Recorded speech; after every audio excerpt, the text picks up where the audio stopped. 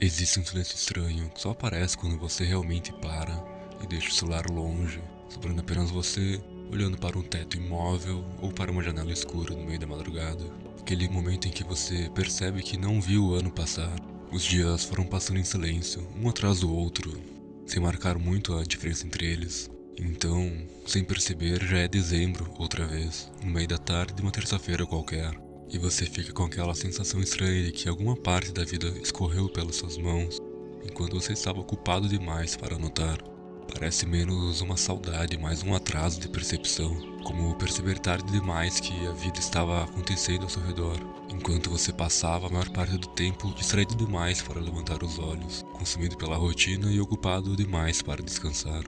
No ano de 49 d.C., o filósofo Sêneca escreveu uma ideia desconfortavelmente simples. Ele era um dos conselheiros pessoais do imperador Nero e um dos homens mais ricos de Roma, devido ao sucesso de suas peças de teatro.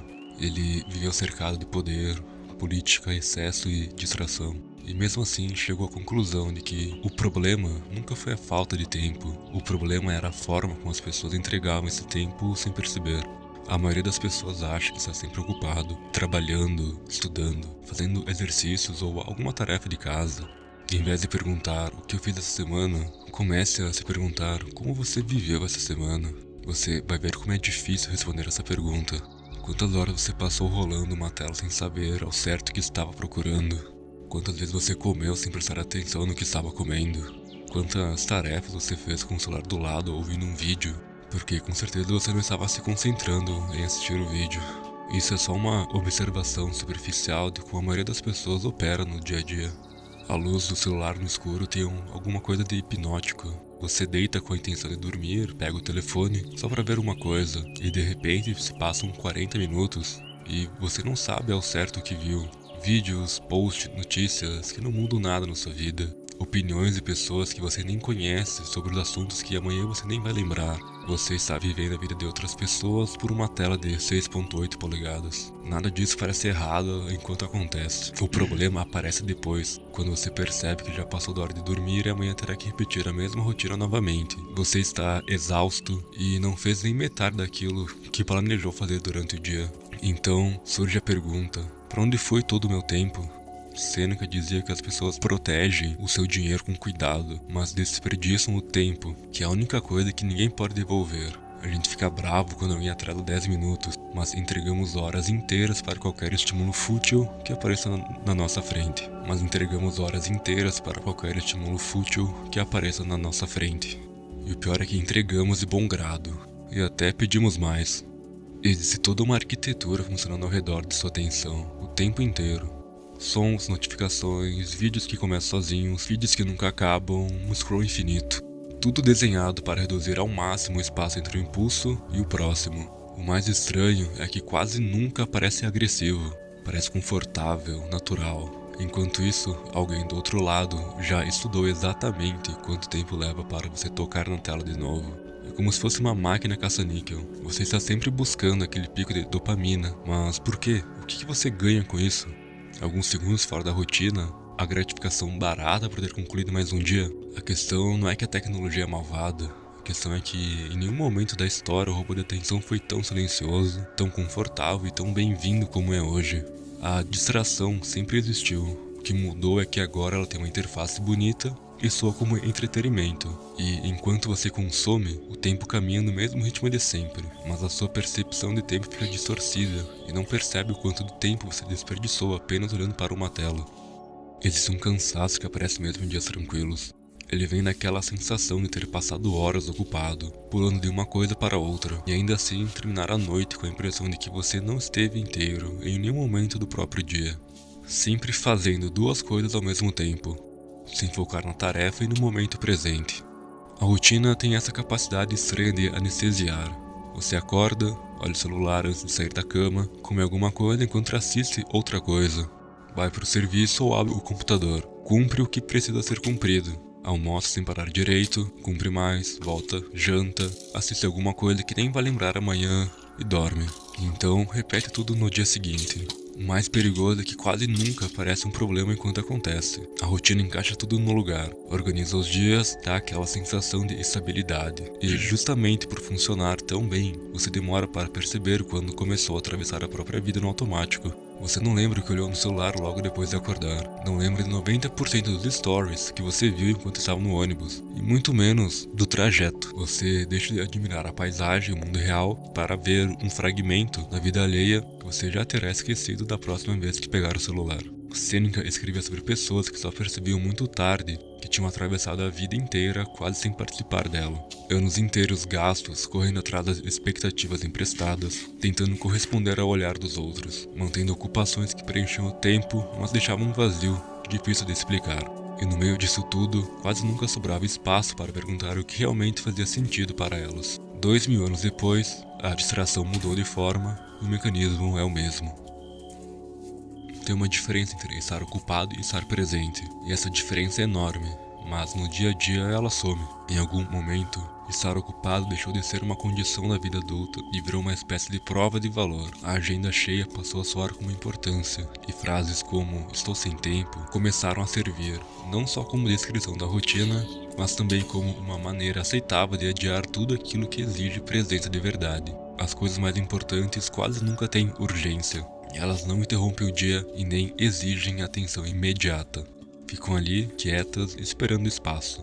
Aquela conversa que você vive adiando com alguém. A ideia que continua parada há anos, porque sempre aparece algo mais urgente.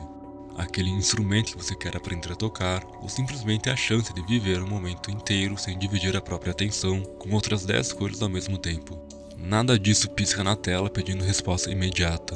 Por isso, acabam sendo empurradas para os cantos da vida, como se sempre pudessem esperar mais um pouco. E o tempo vai passando desse jeito. O momento ideal parece estar sempre próximo, mas nunca perto o bastante para finalmente acontecer.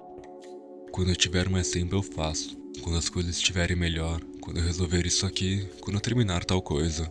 Aos poucos, o futuro vira o lugar onde você deposita tudo aquilo que gostaria de viver com mais calma, mais presença, mais verdade. Só que quando esse futuro finalmente chega, ele já vem cheio de novas urgências, novas distrações, novos cansaços. E então a vida continua sendo empurrada para frente, como se ainda existisse um momento mais apropriado esperando logo adiante. Isso nasce no impulso humano de acreditar que ainda haverá um momento melhor, mais organizado, mais favorável. Só que essa esperança silenciosa cobra um preço alto aos poucos, quase sempre sem perceber enquanto acontece. Cada coisa adiada leva embora mais do que alguns dias no calendário. Certas experiências pertencem a um instante específico da vida, a uma fase e a um você exatamente como é aquele momento. O tempo até traz outras experiências depois, mas nunca devolve aquela do mesmo jeito. A chuva na janela durante uma tarde comum parece mudar o ritmo das coisas por alguns minutos. Você observa a água descendo pelo vidro e sente aquela pausa estranha. Como se o mundo tivesse diminuído a velocidade sem avisar ninguém. Os problemas continuam ali, a rotina também.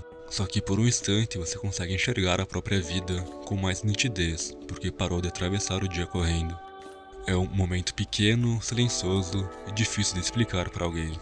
Ainda assim, quando acontece, você reconhece na hora, uma sensação breve de realmente estar ali. E talvez o mais estranho seja perceber como quase nunca organizamos a própria vida de um jeito que permita esses momentos existirem com mais frequência. Existe uma pobreza específica em passar muito tempo no estado de semi-presença. Você está em todo lugar e em lugar nenhum. Vê tudo e não observa nada. Fica informado sobre o mundo e distância da própria vida. Você percebe o que está acontecendo enquanto acontece. Sabe que está distraído, cansado, distante das próprias coisas. Só que as consequências parecem sempre distantes demais para assustar agora. Como se ainda existisse muito tempo sobrando para reorganizar tudo depois. O que Sêneca queria que entendêssemos é que o tempo que a gente tem é suficiente. O problema é para onde ele vai.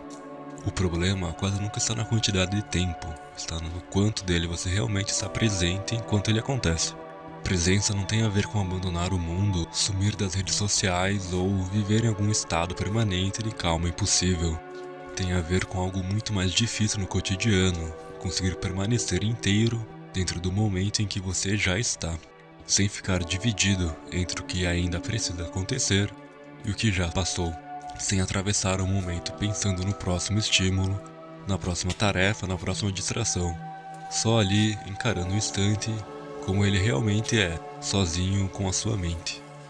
Isso é difícil porque o mundo moderno não tem incentivo econômico para que você faça isso. Sua atenção fragmentada vale muito para muita gente.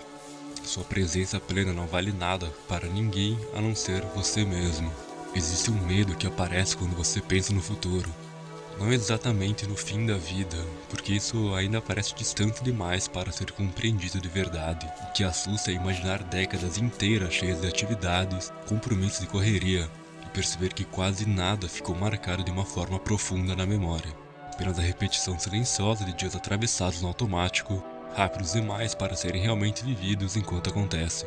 As manhãs começam a parecer iguais umas às outras, os meses se perdem no ano e surge aquela impressão de que o tempo acelerou, quando talvez ele só tenha sido gasto aos poucos em distrações, preocupações e rotinas que desapareceram da memória quase no mesmo instante em que aconteceram. Sêneca tinha um nome para esse tipo de vida. Ele chamava de uma vida ocupada, não de uma vida vivida. E a diferença entre as duas não é o quanto você faz, é o quanto você está presente enquanto faz. Não existe solução mágica, a vida não funciona assim. Você vai continuar pegando o celular, vai continuar tendo dias automáticos, vai continuar adiando coisas. Todo mundo tem dias em que a rotina anestesia mais do que deveria.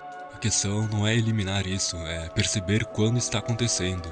É a diferença entre estar perdido e saber quando está perdido. O segundo é mais desconfortável, mas é o único de onde você consegue começar a prestar atenção. Existe uma clareza que se parece mais com um instante em que seus olhos se acostumam ao escuro e você finalmente entende o lugar que está. Uma percepção tranquila, meio incômoda, mas difícil de ignorar depois que acontece. Sêneca não queria que as pessoas vivessem intensamente, ele queria que vivessem de fato, que fossem donos do próprio tempo, mesmo que fosse pouco, que parassem de entregar os anos para ocupações que não escolheram de verdade, para as distrações que não alimentam em nada e para um futuro hipotético onde as coisas vão ser diferentes. Essa noite vai terminar, amanhã vai ser manhã de novo, rotina de novo, celular de novo. E provavelmente vai ter momentos em que você vai estar em algum lugar e vai perceber que não está de verdade. Quando isso acontecer, reconheça o momento, pare o que está fazendo e olhe em volta, e respire um pouco. O reconhecimento por si só é o primeiro passo para as mudanças. O tempo não espera, mas ele também não cobra. Ele simplesmente passa com ou sem você. A pergunta que fica é só essa: o quanto de você vai estar presente enquanto o tempo passa?